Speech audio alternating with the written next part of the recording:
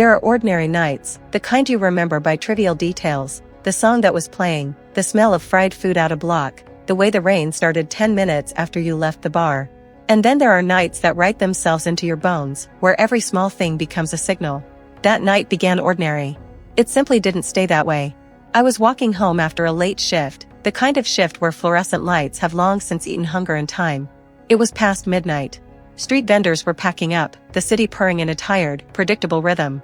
I liked walking. It was how I unwound, headphones in, hood up, the world in soft focus. I cut through alleys I had cut through 1,000 times, turned under the same flickering lamp, past the same closed laundromat with the graffiti heart, and felt, for the first 2 blocks, like nothing could surprise me. 2 blocks in, someone stepped behind me. It was not a footstep at first. It was an alignment of sound, a scuff, the soft slap of soles on wet pavement. I slowed without thinking, more because the rhythm of my steps felt suddenly wrong than because I wanted to be cautious. People walk late at night, people walk in pairs, people pass each other and keep going. I told myself that. But the sound behind me didn't pass. It matched me. Step for step. Not overtaking, not falling behind. Mirroring. I glanced over my shoulder. A figure under a sodium lamp, dark hoodie, head bowed. Nothing remarkable. My brain supplied 1,000 harmless explanations, late-night jogger, another shift worker, and the rational side of me put the whole thing into a little box and closed it. But then the figure slowed when I slowed and paused when I paused. The distance stayed the same, a private measure of intent.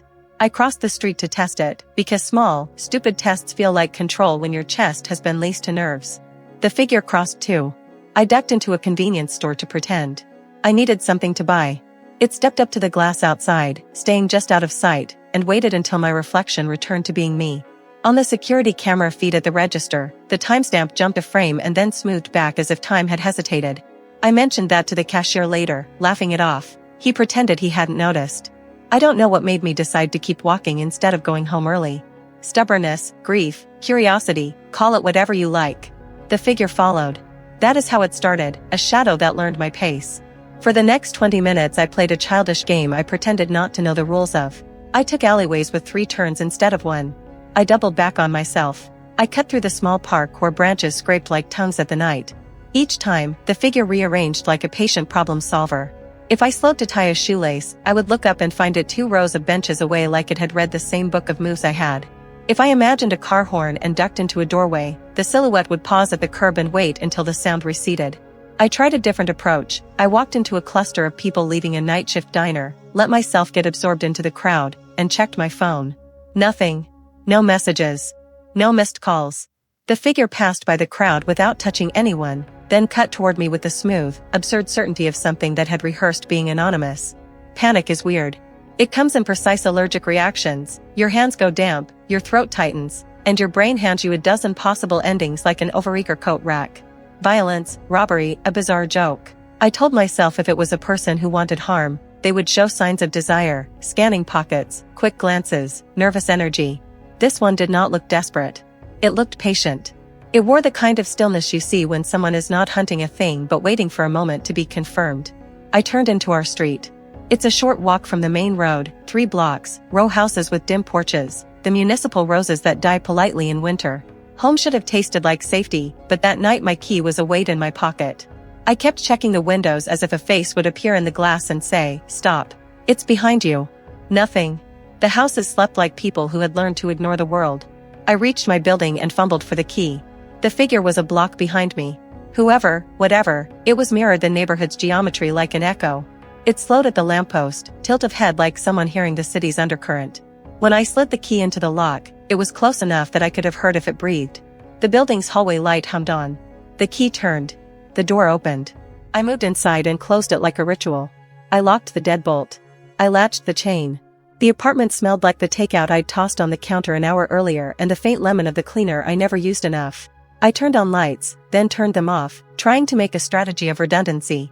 I spoke aloud, rules, instructions, things you say to make bones of logic. Call the police, call a friend, call anyone. I scrolled through my contacts. Nothing. My phone read 5% battery. The little life bar at the top of the screen blinked in the dim like an accusation. I should have stayed in the living room. But you know how old houses have mirrors that seem to occupy windows of different time? I went to the balcony for air, and because the city felt claustrophobic, because the thought of being alone with my own breath made me slippery. The balcony door stuck for a moment the way old doors do, then gave. On the balcony, lit by the sodium glow of the street, the world felt smaller and more honest. I leaned against the railing and listened for the sound that had been following me, a breath, a distant shoe, a measured pause. There was nothing at first but the city's low river of engines. Then, a noise, quiet and odd, like something dragging at a fabric that wasn't fabric. Below, the alley split the block. At the end of it, a figure paused where the street light cracked. It was the same silhouette, impossible to see in detail, but unnervingly familiar. It lifted its head. For a heartbeat I thought it would walk away. It did the opposite, it looked up toward the balcony. Not at me. At the balcony's light. At the pattern the light made on the curtains. The thing raised a hand. Not a human wave. A signal. If my skin could have written an answer it would have been no in a dozen languages. I stepped back. The hand dropped. The figure turned, then vanished down the alley, smoothing out of sight the way breath leaves fog. I slept 2 hours in fits. The phone died at 2:03 a.m. and I woke at 4:40 because something, had scraped something metallic against the door. I slept with the moonlight at my feet like a thin guardian. When morning came and the city reassembled itself into mundane tasks, I laughed and told myself I'd been swallowed by an overactive imagination. I texted a friend, "Weird night. I think someone followed me." He replied with a laughing emoji and an "Ugh, stalkers." 2 days later I checked the small CCTV feed at the corner store. I told myself I was satisfying curiosity. The clerk frowned and said, "Why you care?" I said, "Just looking," as if that explained anything. I sat in the dim and watched the loop run. There I was, hat low, hood up, the long way home. 30 minutes later, a shadow entered the frame behind me, same posture, same stride. It followed at a distance, just off camera, and then something in the loop caught my eye. At 17 minutes and 42 seconds, the frame where I stepped past the laundromat, the shadow is there. At 17 minutes and 44 seconds the shadow flickers like interference, a misrender. And at 17 minutes and 46 seconds, 2 seconds later, the shadow seems to split. Half of it hangs back while another half steps forward, occupying my exact footprint for a single frame. I rewound and froze it. My heart gave one small, useful panic that felt like a muscle testing its purpose. The clerk shrugged, his eyes were kind but bored. "Cameras glitch," he said. "We got rats." I believed him because people soothe the world with explanations. But the image on my phone did not explain. That afternoon I changed my route, turned 3 corners differently, walked past stores like I had never walked them before. The city forgot nothing. At the crosswalk, a woman with a stroller had an expression I recognized, the slow appraisal you give to someone who's carrying a piece of news and doesn't want to drop it. Her gaze snagged on me. She did not hurry like busy people do. She pulled the stroller back, as if she'd stepped into the ripple of something. "Be careful," she said, like she had been waiting for the right time. "Don't go home the same way." Her words burrowed. I told myself not to be dramatic. I told myself to sleep. That night I installed a cheap motion camera I had purchased for a laugh, pointed it at the front door and the hallway. I set it to record on motion and left it. It recorded everything, delivery men, the building's cat squeezing past, the neighbor's shoes coming and going. At 2:17, it recorded something else. The clip is grainy, handheld quality, and terrible in its clarity. A figure stands at the bottom of the stairwell just beyond the camera's night vision.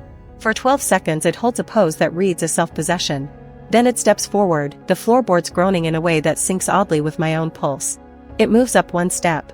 The camera's audio picks up a soft thud that is not footsteps, more like a dampened click. At 2:17 and 12 seconds AM hand appears in the frame, pressing to the wall as if testing for an outline. The fingers are too long. Not grotesque, just not in human proportion. The figure looks up, and in the poor infrared glow the face is the outline of a face, but the inside of it is like a screen on sleep mode, a flatness where identity should be. I watched this 5 times before the silence of my apartment became a noise I could taste. Then I did the thing you are supposed to do. I called 911, hands shaking, voice too loud. They came in half an hour and walked the building politely, checking locks, taking my statement with pens that scratch like bones. They found nothing. The stairwell camera had stalled, the clip's end corrupted. The clip I had stopped and rewound? The same footage the next morning was missing 30 seconds in the middle where the thing had looked up. The officer said, "Tech hiccup." He smiled with the blandness of someone who has been deputized to minimize fear. I put the footage on a hard drive and emailed it to 2 friends who taught film and one who taught computer science, thinking maybe what I had seen was a glitch so elaborate it could only be art. The film professor loved the ambiguity. The programmer said there were patterns in the noise that matched compression artifacts and camera overheating. I wanted answers and got theories. Then, 3 mornings later, on my doorstep lay a single stone. Not a pebble, not natural in shape. Smooth, dark, wet with night. When I picked it up, my thumb fit a worn indentation in it like the groove of someone's habit. A scrap of paper was tied around it in a strip of dental floss, white dental floss, with one line written in hurried block letters, "Don't turn around." I almost choked on the laugh that escaped me. The rock felt like an accusation. The note felt like a dare. Part of me wanted to burn it immediately.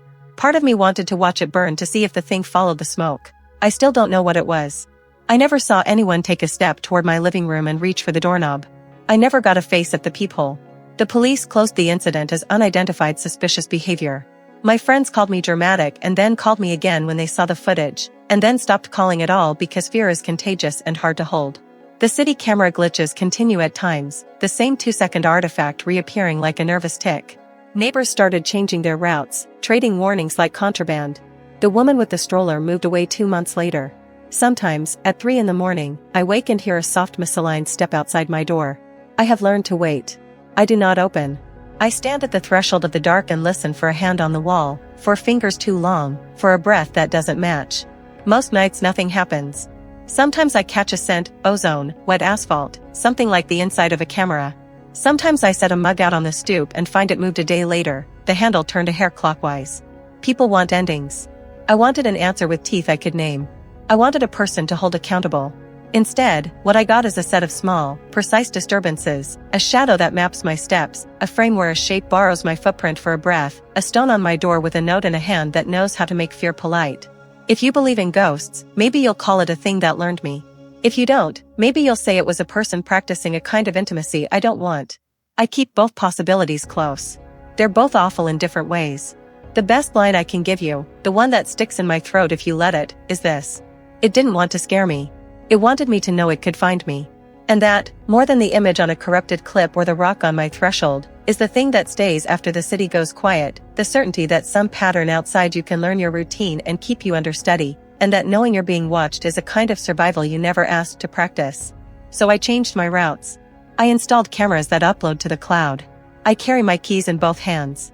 I learned to sleep like an animal that has been followed, light, wary, ready to move. Most nights the world is ordinary again. Most nights the figure is a story I tell myself and then forget.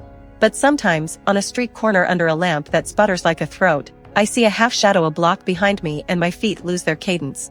I look back and the space is empty, the pavement clean, the trash can knocked over by chance. I keep walking, slower now, as if the thing might appreciate a change of pace. I still don't know what it was. And that ignorance is part of what follows me home every night.